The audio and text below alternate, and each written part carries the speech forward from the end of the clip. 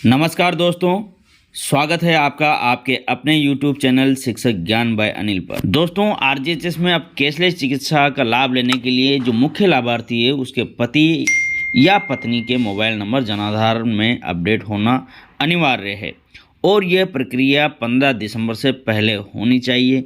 यदि 15 दिसंबर तक जनाधार में मुख्य लाभार्थी के पति या पत्नी का मोबाइल नंबर अपडेट नहीं होता है तो उसके बाद आरजीएचएस की कैशलेस चिकित्सा का लाभ लेने में कठिनाई होगी। दोस्तों, इस कठिनाई से बचने के लिए 15 दिसंबर से पहले आपको अपने जनाधार में अपने परिवारजनों का मोबाइल नंबर अपडेट करना है। तो ये किस प्रकार से करें ये मैं आपको इस वीडियो में बताने वाला हूं और मेरा ये मानना है दोस्तों कि इस वीडियो को देखने के बाद में आपको अन्य किसी भी प्रकार की जानकारी अन्य जगह से लेने की आवश्यकता नहीं पड़ेगी। इस वीडियो को देखने के बाद आपकी संपूर्ण समस्याओं का समाधान हो जाएगा और मोबाइल नंबर अपडेट हो जाएंगे।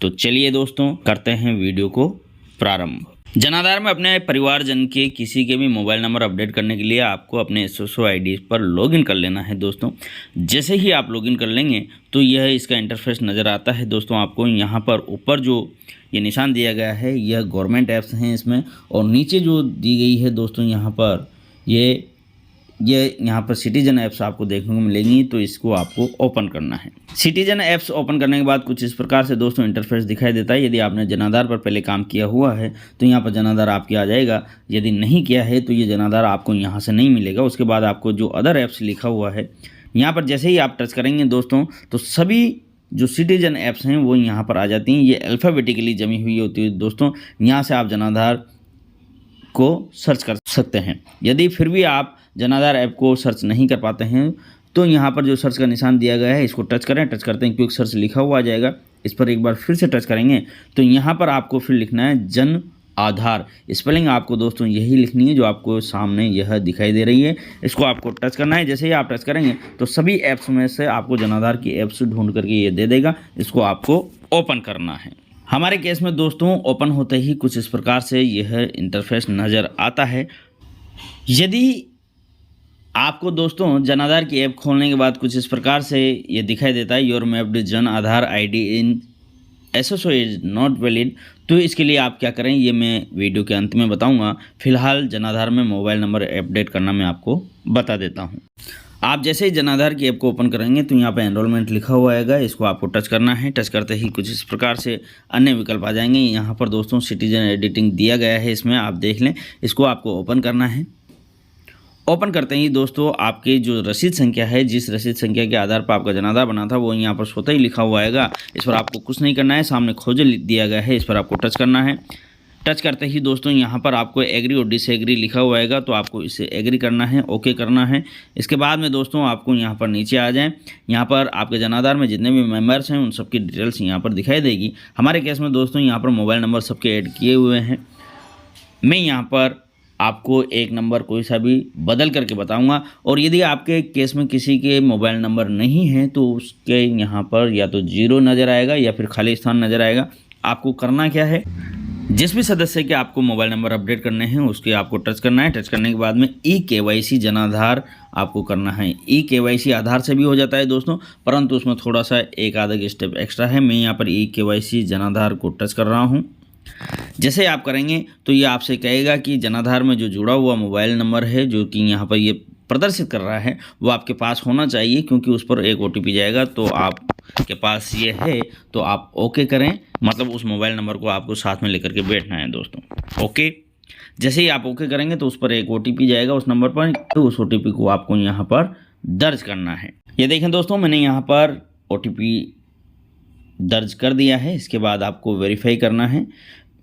जैसे ही आप वेरीफाई करेंगे तो आप भले ही किसी भी मेंबर के नंबर अपडेट कर रहे हों, यहाँ पर सबसे पहले आपके परिवार का जो मुखिया है उसी की डिटेल यहाँ पर शो होगी दोस्तों प्रारंभ में। और मैं आपको बता दूं जनाधार में मुखिया परिवार की महिला होती है। ये ओपन होने के बाद में दोस्तों आपको यहाँ पर जो मुखिया की डिटेल है वो चेक कर लेनी है।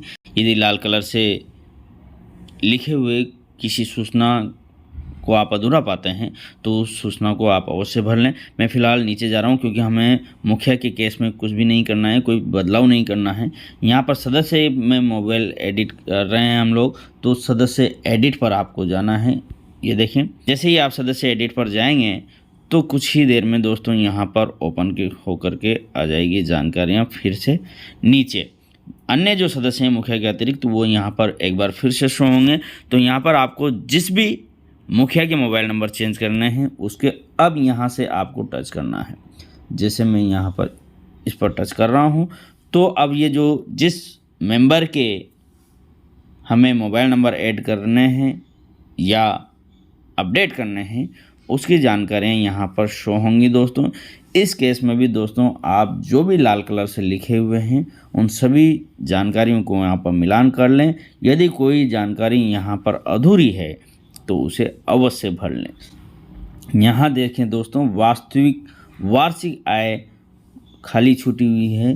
तो जैसे ही मैं इस पर कुछ करूँगा, आगे बढ़ूंगा, तो यह इस वास्तविक आय को अवश्य भरवाएगा, इसलिए मैं इसको ज़रूर भर लेता हूं। यहाँ पर मैं कर देता हूं इनकम। जैसे ही 0 भर दी तो नीचे वार्षिक आय एक बार फिर से लिखी हुई है, वार्षिक आय भरें, तो इस पर आपको टच करना है। टच करते ही स्वतः ही ये आ जाती है किस किस आय के अंदर ये आय आती है। अब इसके जस्ट नीचे दोस्तों यहाँ पर मोबाइल नंबर हैं। हमारे केस में यहाँ पर मोबाइल नंबर दिए हुए हैं। यदि आपके केस में यह मोबाइल नंबर नहीं दिए हुए हैं तो खाली स्थान आएगा, तो भी आप यहाँ पर नया नंबर लिख सकते हैं। और यदि आपके पहले से ही मोबाइल नंबर हैं जैसे हमारे केस में है तो इसे आप हटा करके दूसरा नंबर भी लिख सकते हैं। मैं इसे यहाँ से हटा रहा हूँ दोस्तों, ये मैंने हटा दिया है। अब मैं इसमें यहाँ पर नया मोबाइल नंबर ऐड करूँगा। ये मैंने यहाँ पर मोबाइल नंबर ऐड कर दिया है दोस्तों। करने के बाद में आपको फिर से वापस से आना है नीचे जैसे ही आएंगे तो यहाँ पर अपडेट करें भी लिखा हुआ है और वेरिफिकेशन के लिए भेजें भी लिखा हुआ है। तो आप इसे यहाँ पर पहले तो करें, अपडेट करें। क्या आप अपनी मोबाइल संख्या, जो नए मोबाइल संख्या है वो लिखा हुआ यहाँ पर आएगा, से बदलना चाहते हैं तो आप इसे ओके करें, क्योंकि आप बदलना चाह रहे हैं। या नया ऐड करना चाहते हैं तो यहाँ पे ऐड करने का आएगा, तो ओके कर दें। जैसे ही आप इसे ओके करेंगे तो थोड़ी देर में यहाँ पर मुखिया का नाम आएगा। अब दोस्तों मोबाइल नंबर ऐड हो गया है। नीचे आएँ थोड़ा, यहाँ पर आपके पीछे जाएं और वेरिफिकेशन के लिए भेजें। 2 विकल्प दिए गए हैं, वेरिफिकेशन के लिए भेजें, यहाँ पर आपको इसे टच करना है। जैसे ही आप वेरिफिकेशन के लिए बोलेंगे तो यह यहाँ पर फिर से आपको ओके करना है कि आप इस रसीद संख्या को वेरिफिकेशन के लिए भेजना चाहते हैं। ओके कर दें। यह रसीद संख्या वेरिफिकेशन के लिए भेज दी गई है। ओके करते ही दोस्तों यहाँ पर रसीद संख्या आपके सम्मुख यहाँ पर आ जाएगी। ये देखें दोस्तों, इस रसीद को आप यहाँ पर प्रिंट और प्रिंट रिसिप्ट के माध्यम से प्रिंट कर सकते हैं और मोबाइल में सेव कर सकते हैं। नीचे आ जाएं दोस्तों, मैं आपको बता दूं, ये देखें दोस्तों, मैंने यहाँ पर मोबाइल नंबर चेंज कर दिया है, बदला हुआ नंबर यहाँ पर आ गया है। इस प्रकार से आप अपने मोबाइल नंबर या अपने परिवारजन के किसी के भी मोबाइल नंबर जन आधार में अपडेट कर सकते हैं। अब बात करते हैं दोस्तों उस कंडीशन की जिसमें हम जैसे ही जन आधार ऐप को ओपन करते हैं तो उसमें संदेश कुछ इस प्रकार से आता है, your mapped Jan Aadhaar ID in SSO is not valid. तो दोस्तों इस समस्या को दूर करने के लिए आपको आना है SSO ID के होम पेज पर। SSO ID के होम पेज पर जहां आपकी एम्प्लॉय ID लिखी हुई होती है वहां पर दोस्तों यह एक पेन का निशान होता है, इस पर आपको क्लिक करना है। जैसे ही आप इसे क्लिक करते हैं तो आपकी प्रोफाइल यहाँ पर ओपन हो जाएगी। यहाँ पर आप थोड़ा ऊपर नीचे करके इसे देख लें, यहाँ पर आपके जनाधार ID लिखने के लिए स्थान आएगा। ये ब्लैंक आपको मिलता है तो इसके आगे जो पेन का निशान दिया हुआ होता है दोस्तों, इस पर आपको सिंपली टच करना है। जैसे ही आप इसे टच करेंगे तो एक नई पॉपअप विंडो ओपन होकर के आएगी। यहाँ पर आपको जनाधार नंबर एंटर करने हैं दोस्तों अपने, और उसके बाद में नीचे जो फेच मेंबर्स दिया गया है इस पर आपको टच करना है। जैसे ही आप इसे टच करेंगे तो जनाधार में आपके जितने भी मेंबर हैं उन सबके नाम आपके सम्मुख प्रस्तुत हो जाएंगे। यहाँ पर जो मेंबर्स के नाम ये आएंगे दोस्तों, यहाँ पर आपको उस मेंबर के नाम के आगे मार्क करना है जो मेंबर सरकारी कर्मचारी है जिसकी ये एसएसओ आईडी है। इस पर मार्क करने के बाद आपको सेंड ओटीपी पर टच करना है। जैसे ही आप सेंड ओटीपी करेंगे तो दोस्तों एक नई पॉपअप विंडो ओपन होगी और आपके जनाधार से लिंक्ड मोबाइल पर एक ओटीपी जाएगा। वो ओटीपी आपको यहाँ पर दर्ज करना है और उसके बाद में वैलिडेट ओटीपी करना है। जैसे ही आप वैलिडेट ओटीपी करेंगे तो कुछ ही देर में दोस्तों पुनः आपकी प्रोफाइल यहाँ पर ओपन हो जाएंगी और इसे जैसे ही आप नीचे करके देखेंगे तो आपके जनाधार नंबर आपको यहाँ पर दिखाई देने लगेंगे। इसका मतलब यह है कि जनाधार नंबर आपके यहाँ पर वैलिडेट हो चुके हैं। परंतु दोस्तों अभी जनाधार नंबर आपके एसएसओ आईडी पर अपडेट नहीं हुए हैं। इसके लिए आपको नीचे आना है और यहाँ पर जो अपडेट दिया गया है इस पर आपको टच करना है। जैसे ही आप अपडेट पर क्लिक करेंगे तो एक नई पॉपअप विंडो ओपन होगी। दोस्तों यहाँ पर देखें 2 चेकबॉक्स दिए गए हैं। ऊपर वाले चेकबॉक्स पर जैसे ही आप टच करेंगे तो उसको टच करते ही नीचे ओटीपी भेजें जो टैब दी गई है इस पर आपको टच करना है। इस पर टच करते ही दोस्तों आपके आधार लिंक्ड मोबाइल पर एक ओटीपी जाएगा। उस ओटीपी को आपको यहाँ पर दर्ज करना है।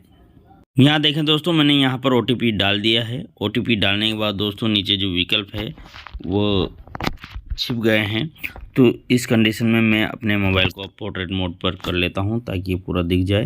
ये देखें दोस्तों ओटीपी डाल लिया है। नीचे ओटीपी मान्य करें का जो दिया गया है टैब इस पर आपको टच करना है। कुछ ही देर में दोस्तों यह मैसेज आपके सम्मुख आ जाएगा। Your SSO profile has been updated successfully and a notification has been send through SMS and और ईमेल। तो दोस्तों इस प्रकार से आपकी एसएसओ आईडी यहाँ से अपडेट हो चुकी है। अब आपके जनाधार जो नंबर थे वो यहाँ पर अपडेट हो गए हैं। प्रोफाइल भी अपडेट हो गई है। अब आप जब जनाधार ऐप को ओपन करेंगे तो वह यहाँ पर आसानी से ओपन होने लगेगी। वीडियो समाप्त करने के पहले मैं आपको यहाँ पर एक चीज़ ध्यान में दिलाना चाहता हूँ दोस्तों। इस जगह पर जब आप अपने ओटीपी डाल करके वेरिफिकेशन करते हैं तो यह कई बार ओटीपी वैलिडेशन फेल्ड हो जाता है। तो इससे आप विचलित ना हो, अच्छे नेटवर्क वाले स्थान पर बैठें और 2-3 बार प्रयास करेंगे तो यह वैलिडेट हो जाएगा और आपका काम संपन्न हो जाएगा। आपने पूरा वीडियो देखा दोस्तों, इसके लिए आपका बहुत बहुत धन्यवाद।